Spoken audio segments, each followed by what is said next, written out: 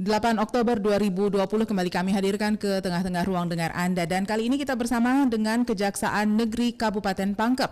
Kami akan bersama dengan jajaran dari Kejaksaan Negeri Kabupaten Pangkep yang sudah terhubung bersama kami di kesempatan siang hari ini. Anda yang ingin bergabung nanti bisa bersama kami melalui line telepon 3621853, kode wilayah 0411 untuk Anda yang berada di luar Kota Makassar. Pesan singkat dan juga pesan WhatsApp-nya kami tunggu di 0811 4100222. Baik, pendengar dan juga para narasumber yang sudah siap hari ini, saya menyapa dulu dengan rekan-rekan kita di Kejaksaan Negeri Kabupaten Pangkep. Assalamualaikum, selamat pagi kepada Kepala Kejaksaan Negeri Kabupaten Pangkep, Bapak Surasbiono SH.MH. Ya, Assalamualaikum warahmatullahi wabarakatuh, Mbak. Selamat pagi. Baik, kemudian ada Bapak Kasih Intel, Pak Andri Sulfikar SH.MH. Ya, pagi, Mbak. Baik, kemudian ada Ibu Kasih Pidum, Nova Aulia Pagaralam SH. Ya, pagi, Mbak. Bapak berarti ya, Pak Nova ya? Alhamdulillah masih Bapak, Mbak. Oh, baik, mohon maaf. Namanya saya kira Ibu ya, baik. Kemudian ada Bapak Andi Dian Bausat, SH ya, Kasih Perdata dan Tata Usaha Negara. Ya, bentar lagi mungkin bergabung, Mbak. Belum bergabung dengan kita, Mbak. Oke. Baik, kemudian ada Kasih Pitsus, Bapak Sugiharto SH. Hari ini kita akan ngobrol tentang pelaksanaan tugas Kejaksaan Negeri Pangkep dalam masa pandemi COVID-19. Ada dalam episode Jaksa Menyapa sebelumnya, kita sudah sering kali mendengar bahwa Kejaksaan Negeri di beberapa kabupaten dan kota di Sulawesi Selatan itu harus merubah sedikit merubah apa yang biasanya dilakukan, misalnya pada persidangan dari konvensional menjadi virtual ya, kemudian penyerahan barang bukti dan seterusnya. Kalau di Kabupaten Pangkep sendiri, Kejaksaan Negeri Pangkep seperti apa perubahan yang dialami pada saat kita berada di masa pandemi COVID-19? Silahkan Pak Surasbiono. Ya. Terima kasih, Mbak. Assalamualaikum warahmatullahi wabarakatuh. Waalaikumsalam. Selamat pagi para pendengar radio RRI Makassar dimanapun berada. Ya. Pada pagi hari ini kami dari Kejaksaan Negeri Pangkep akan menjelaskan sedikit tentang tugas pokok dan fungsi kami sebagai salah satu aparat penegak hukum di wilayah Kabupaten Pangkep, karena dalam beberapa bulan terakhir ini memang bukan hanya negara kita saja yang mengalami, tetapi di beberapa negara lainnya di seluruh dunia juga mengalami yang sedang kita alami bersama-sama, yaitu kita menghadapi wabah pandemi corona COVID-19. Jadi terkait dengan wabah corona ini mungkin juga bukan hanya instansi Kejaksaan Negeri saja atau kejaksaan dimanapun berada, tetapi mungkin instansi lain dimanapun berada juga sama mungkin terkait dengan menghadapi bagaimana melaksanakan tugas pokok dan fungsi kami dalam menghadapi masa-masa sulit sebenarnya bisa dikatakan, karena pasti akan ada beberapa hal perbedaan terkait dengan penanganan persoalan yang ada di Kejaksaan Negeri Pangkep.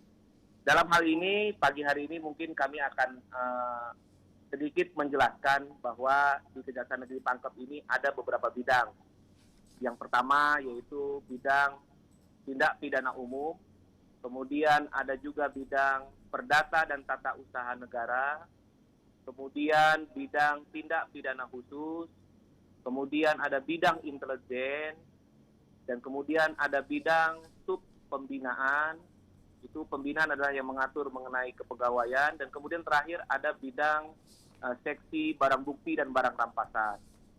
Jadi dalam hal ini nanti Mbak mungkin masing-masing kepala seksinya yang akan menjelaskan sedikit banyak terkait dengan bagaimana pola-pola penanganan perkara di saat atau di tengah-tengah kita menghadapi wabah corona ini. Tapi yang pasti terkait dengan wabah pandemi yang sedang kita alami di dunia sekalipun ini, kita tetap, yang bisa saya pastikan bahwa tetap penegakan hukum di Kejaksaan Negeri Kabupaten Pangkep tetap kami laksanakan seperti biasanya, tetapi memang ada beberapa hal yang berbeda, seperti kita mengikuti anjuran-anjuran pemerintah dan WHO Badan Kesehatan Dunia bahwa kita harus sekarang tetap apapun kegiatan kita menggunakan masker barang tentu.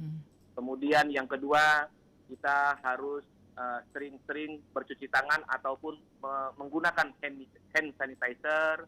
Kemudian kita harus meningkatkan imun dengan cara bagaimana ya kita setiap hari mungkin kita bisa melaksanakan olahraga walaupun hanya sekedar olahraga ringan. Mungkin pembuka dari saya seperti itu, Pak. Baik. Kita langsung saja ke hal-hal yang memang mengalami perubahan sangat signifikan di masa pandemi ini, khususnya berkaitan dengan tugas pokok dan fungsi dari kejaksaan yang ada di Kabupaten Pangkep.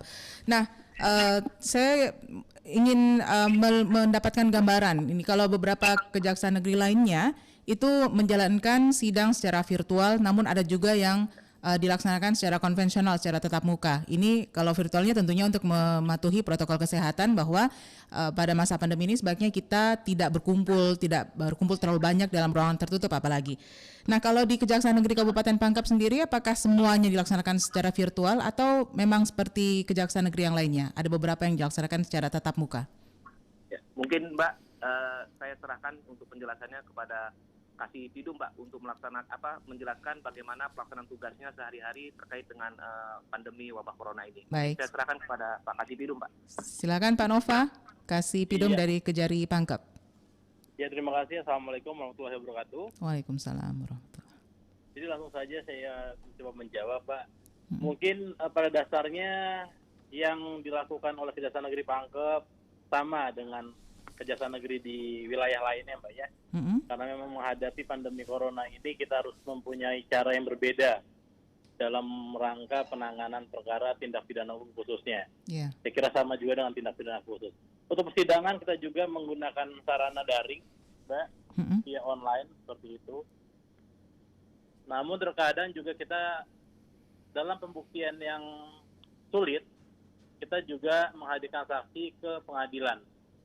Jadi memang kasuistis, Mbak, kita lihat dari perkaranya.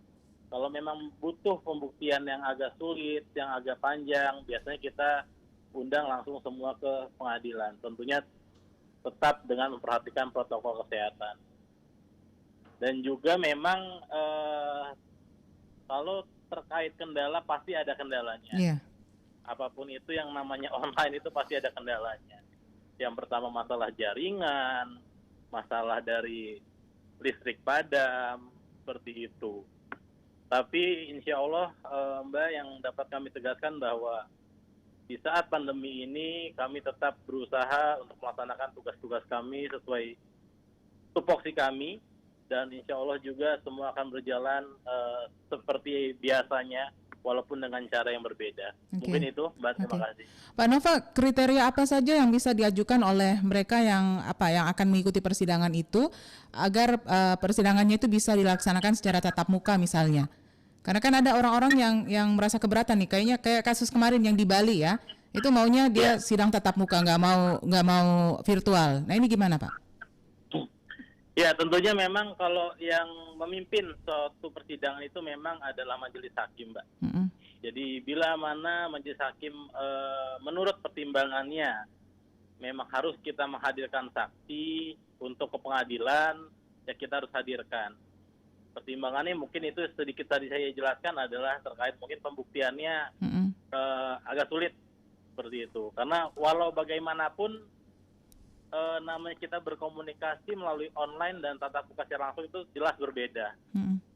Karena dari sisi psikologis juga kita bisa melihat apakah jawaban-jawaban saksi ini mungkin sedikit berbohong atau tidak. Itu kan biasanya kita juga bisa menilai dari gerak-gerik para saksi pada saat di persidangan.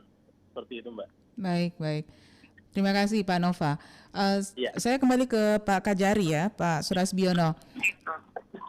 Ini dalam masa pandemi, selain masalah persidangan yang menjadi perhatian dari kejaksaan di seluruh Indonesia itu adalah penggunaan refocusing atau realokasi anggaran ya.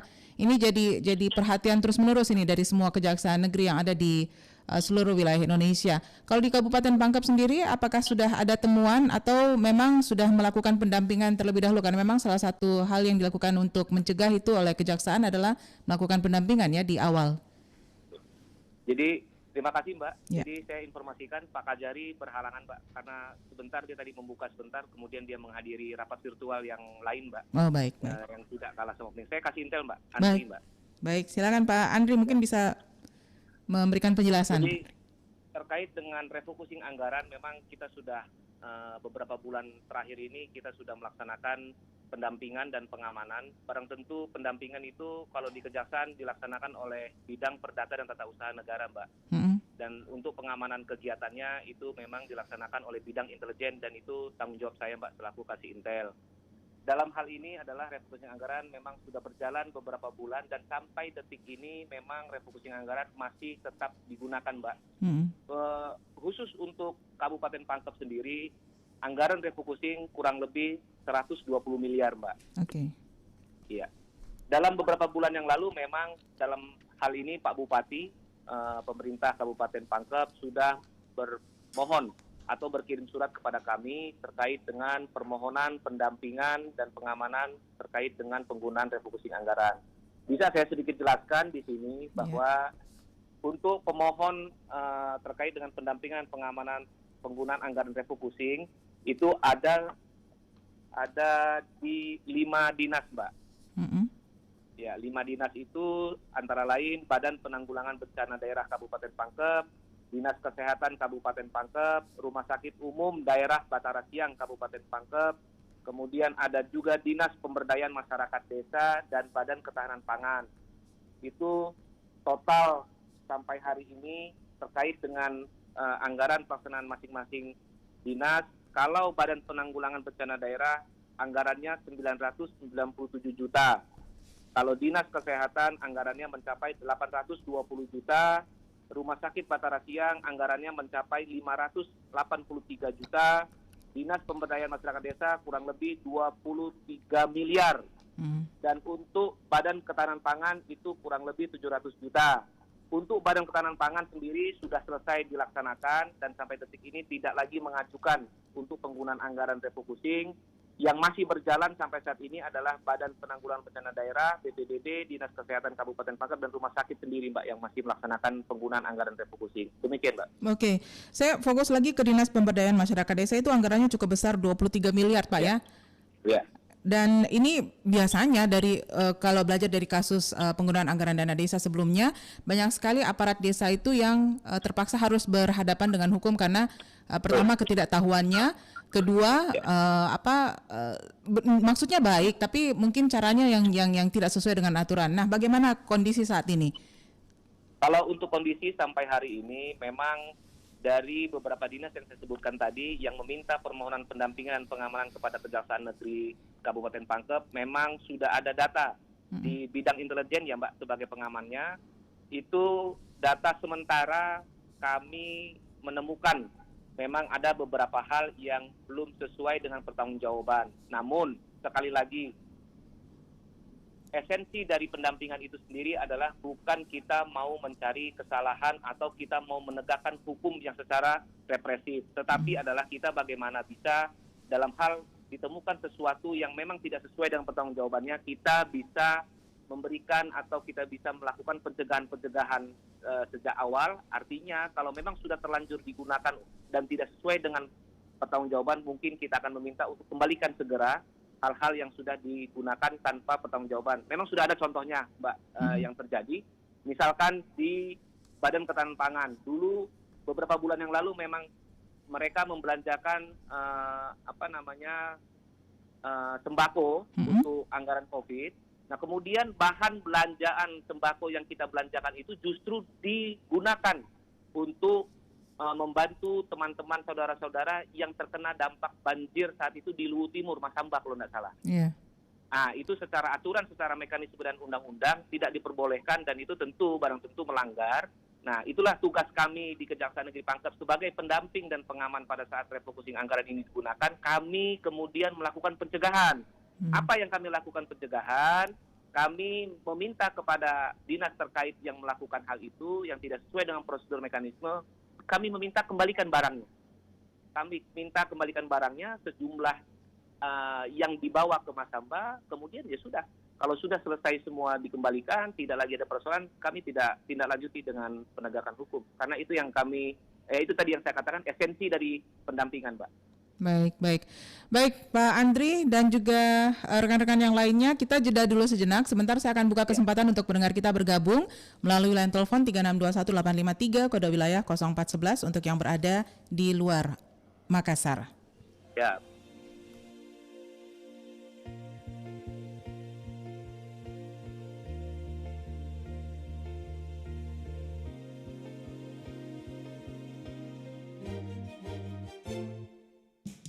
Bersatu kita maju, membangun komitmen baru, sehati menjaga diri demi kejayaan institusi. Jaksa menyapa sahabat masyarakat, membuka diri, wujudkan sinergi. Hukum yang sejati tidak berjalan sendiri. Tunaikan bakti, masyarakat menanti. Jaksa menyapa, berjalan bersama. Jaksa menyapa, ada di tengah Anda. Tinggalkan masa lalu, sambutlah era baru. Jaksa menyapa, sahabat kita semua.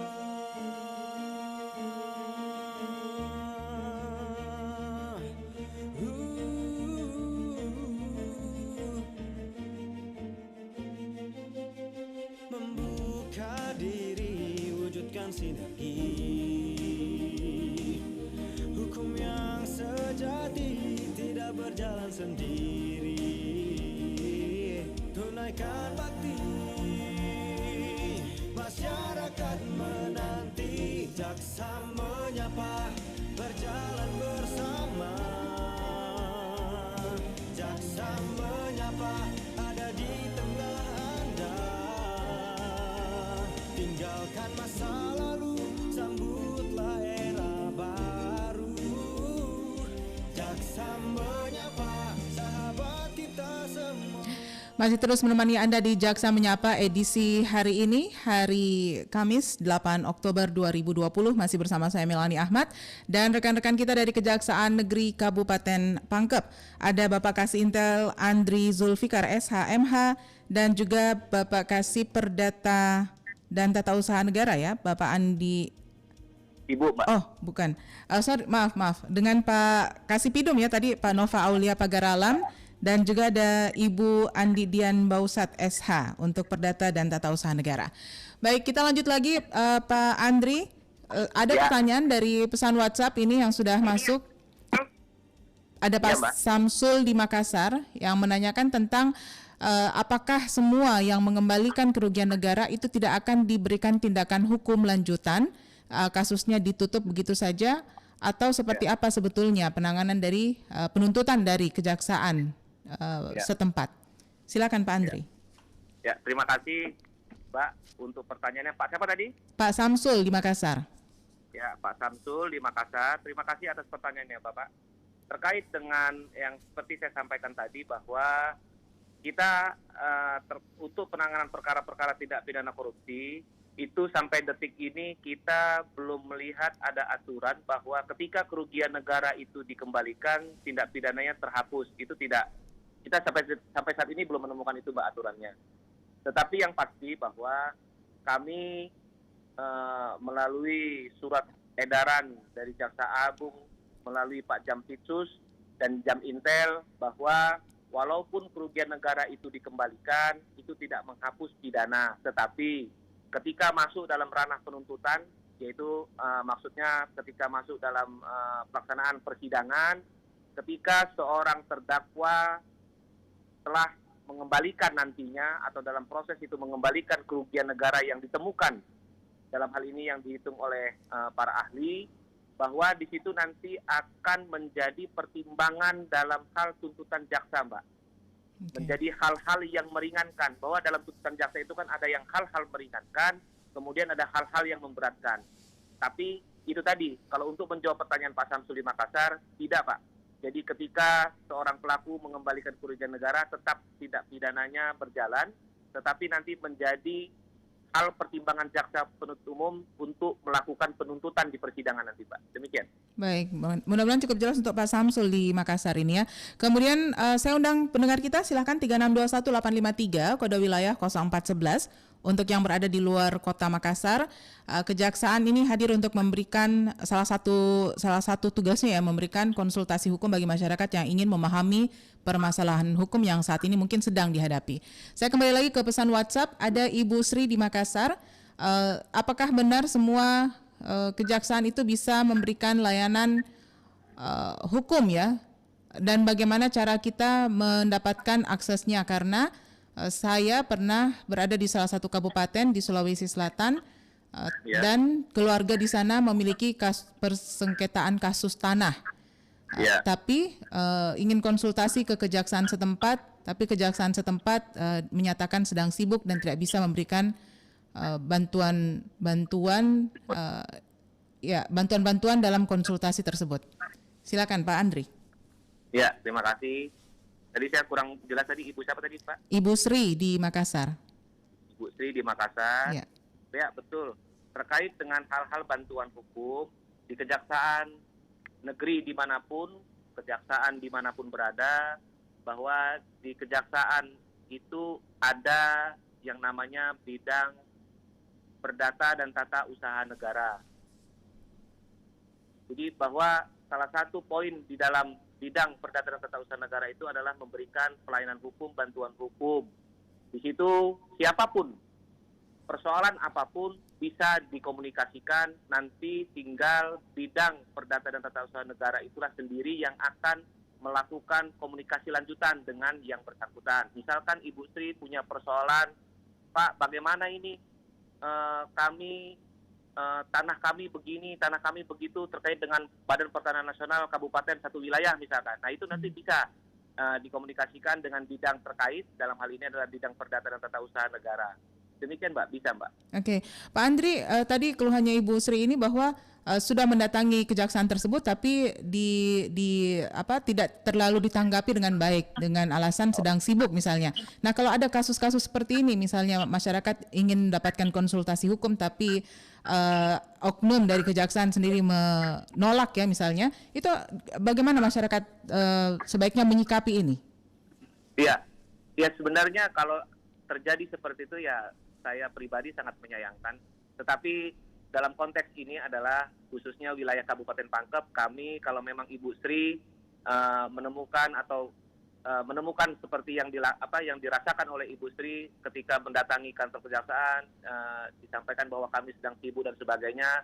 Sebenarnya sekali lagi saya sangat menyayangkan, tetapi sebenarnya ruhnya dari kami sebagai pelayan publik, kami sebenarnya tidak bisa mengatakan bahwa kami sedang sibuk dan sebagainya, sepanjang memang bisa memberikan wawasan, bisa memberikan bantuan hukum dan sebagainya kepada masyarakat, kenapa tidak? Tetapi sekali lagi, apa yang dialami Ibu Sri, andaikan memang di Kejaksaan Negeri di tempat Ibu Sri misalkan tidak sempat atau tidak bisa menemui apa yang diharapkan oleh Ibu Sri, mungkin ada, selain Kejaksaan Negeri, ada di provinsi namanya Kejaksaan Tinggi, Mbak.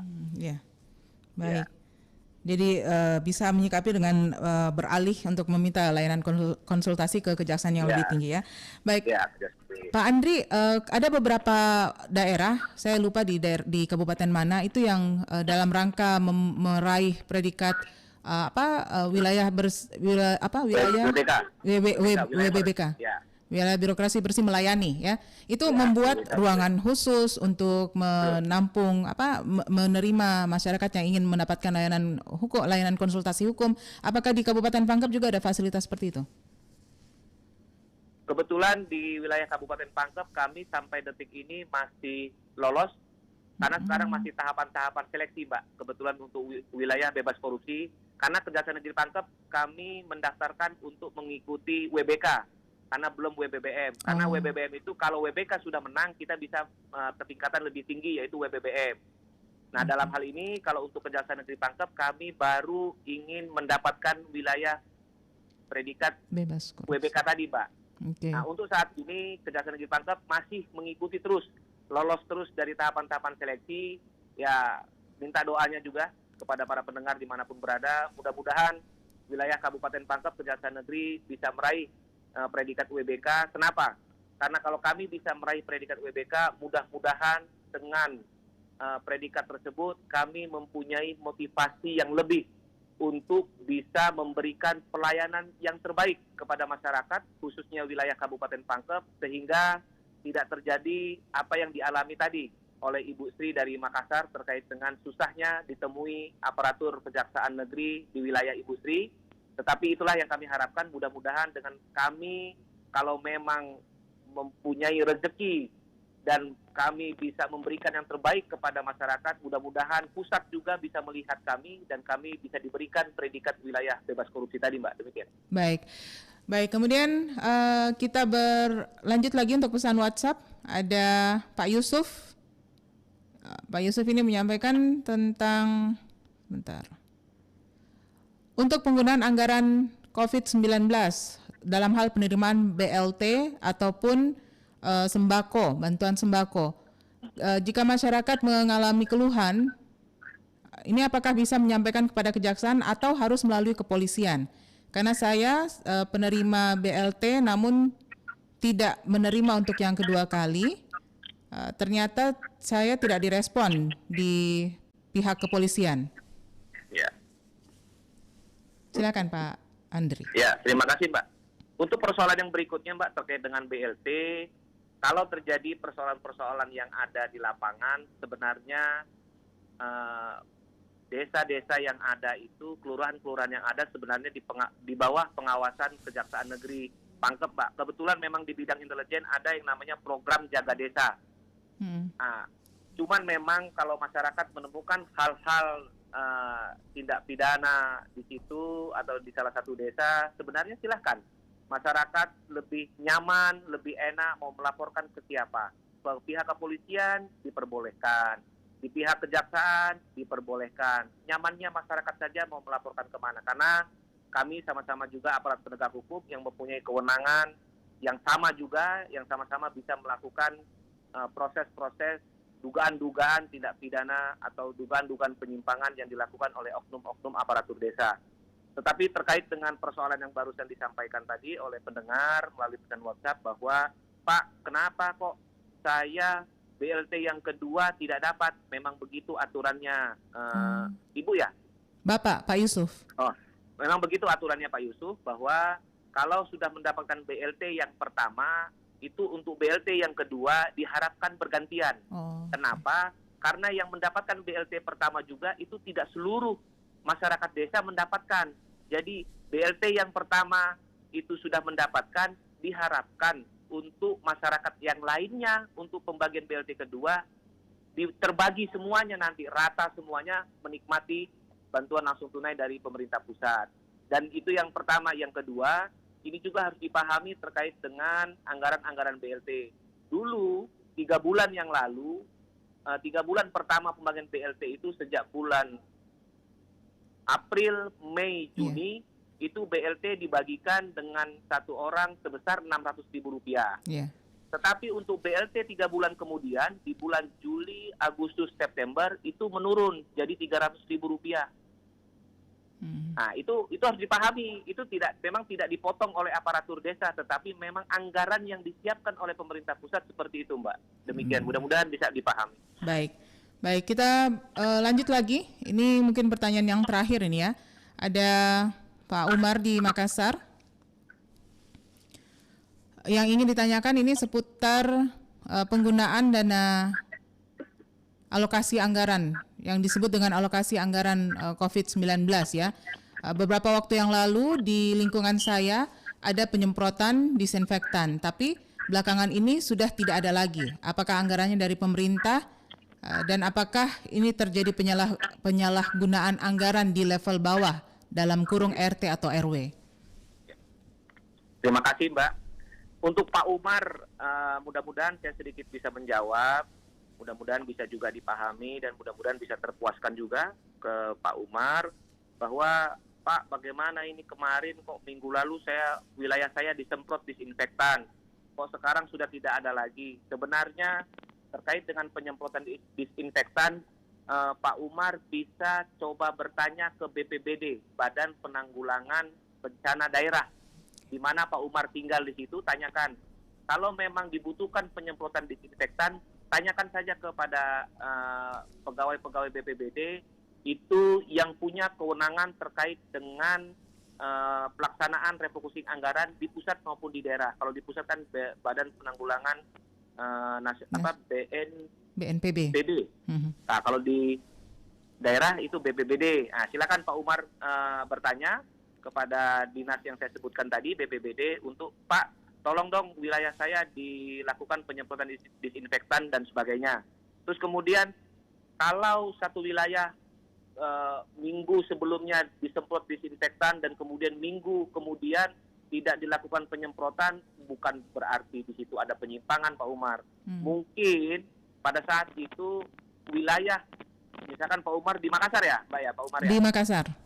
Ya, Makassar kan luas sekali, satu kecamatan saja luas sekali. Mungkin pada saat penyemprotan itu wilayahnya Pak Umar minggu lalu sudah, mungkin sedang berpindah ke wilayah yang lain. Tetapi tidak salah saya sampaikan bahwa silakan Pak Umar atau Pak RT-nya, Pak RW-nya setempat silakan membuatkan permohonan untuk dilakukan penyemprotan. Itu tidak jadi persoalan, silakan saja dan pasti dipenuhi oleh BPBD setempat. Terima kasih, Pak. Intinya tanggung jawab bukan pada RT RW ya, tapi pada BPBD ya.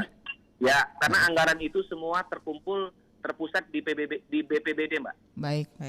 Pak Andri, ini kita berada di penghujung kebersamaan kita. Mungkin ada hal-hal yang ingin disampaikan kembali dan tentunya bisa menyadarkan masyarakat. Salah satu fungsi kejaksaan adalah memberikan layanan konsultasi hukum ya. Silakan, Pak Andri.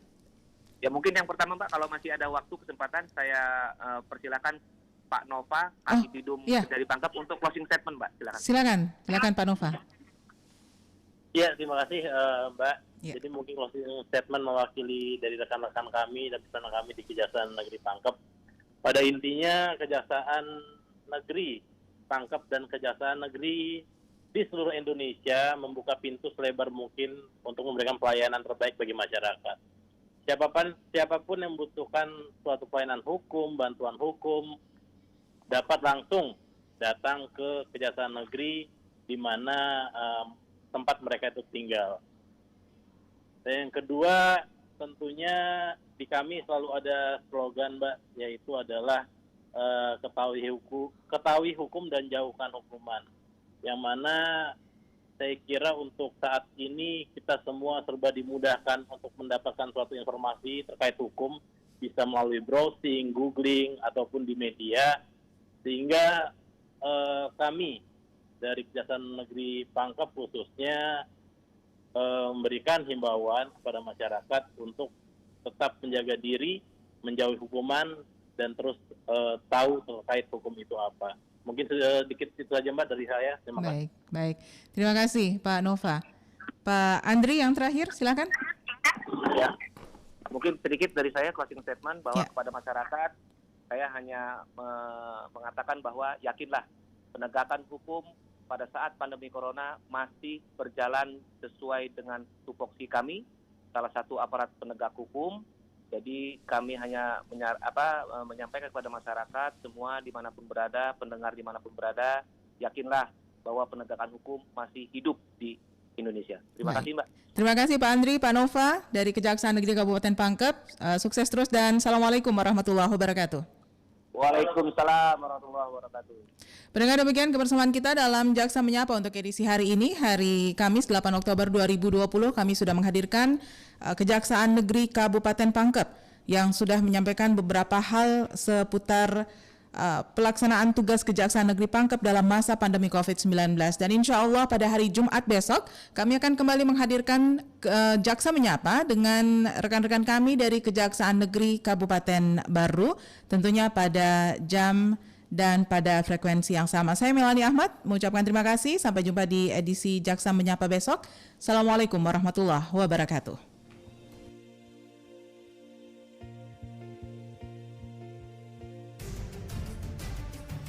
Terima kasih Anda telah mengikuti dialog interaktif Jaksa Menyapa. Partisipasi Anda membantu meningkatkan dukungan dan kepercayaan publik terhadap institusi penegak hukum. 5 arahan Presiden soal penerapan adaptasi kebiasaan baru, yakni pentingnya prakondisi yang ketat, yakni protokol kesehatan yang harus diikuti masyarakat seperti menggunakan masker dan lain-lain.